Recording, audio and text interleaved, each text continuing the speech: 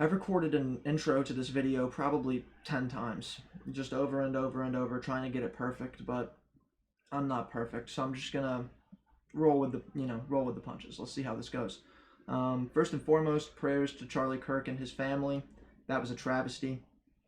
If you're celebrating the death of Charlie Kirk, find God, man. That's no way to live. If you can celebrate the fact that a wife lost her husband, that two children lost their father, and which they will never see again, and the last time that they did see him alive was him being publicly executed. So yeah, if you find joy in that, find God, man. There's no way you enjoy your life if you find joy in seeing that happen. But putting that to the side, I just want to take this time to talk about the fact that there is a group of people that want our nation to be divided. They push it to us in any way that they can. You got to hate this guy because he disagrees with you in this way, right? It's the left versus the right. It's white people versus black people. It's gay people versus straight people. When in reality, it doesn't matter which one of those you subscribe to.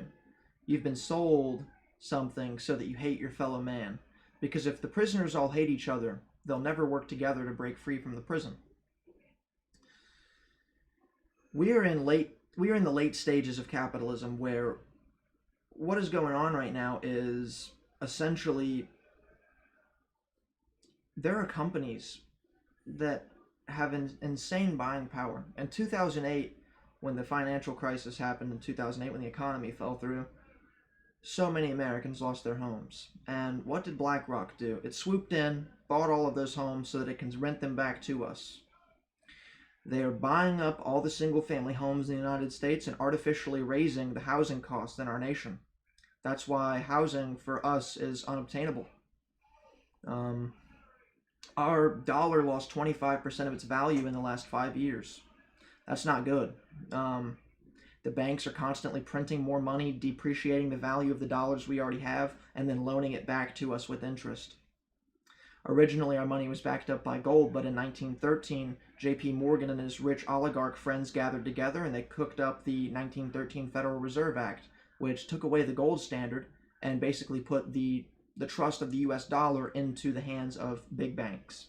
And the issue with that is, I don't need to explain the issue to you, honestly. If you have a brain in your head that works, you understand the issue with that. You understand that that's a problem. But once again, like I was saying, there is clearly an agenda in this country to divide the people, because if we come together, that's a problem for them, because there's power in numbers, man. There's 370 million of us in this country. If we're too busy hating each other, we'll never fix any of our problems. It'll just continue and continue, an ongoing cycle.